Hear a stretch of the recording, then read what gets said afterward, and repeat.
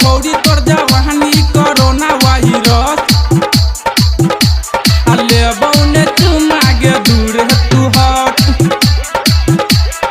अभी आप सुन रहे हैं जय मां काली रिकॉर्डिंग स्टूडियो फुलपरास चौक से।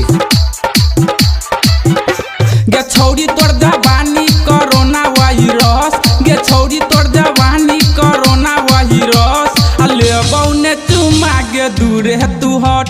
गे छौरी तोर जवानी कोरोना वायरस अले बौने चुमा गे दूर है तू हट।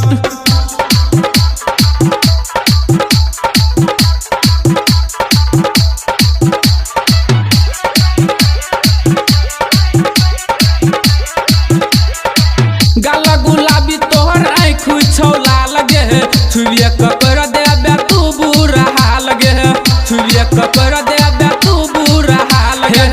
गाला गुलाबी तोहर आँख छौ लाल गे छुरिया ककर देबे तू बुरा हाल गे। जवानी तोहर खट्टा नहीं हमरा में सट जवानी तोहर खट्टा नहीं हमरा में सट अले बौने चुमा गे दूर है तू हट। गे छौरी तोर जवानी कोरोना वायरस अले बौने चुमा गे दूर है तू हट। गे छौरी तोर जवानी कोरोना वायरस अले बौने चुमा गे दूर है तू हट।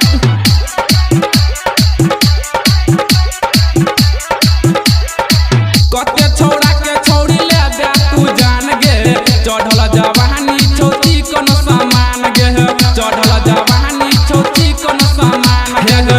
कते छौड़ा के छौड़ी लेबे तू जान गे चढ़ल जवानी छौची कोन सामान गे।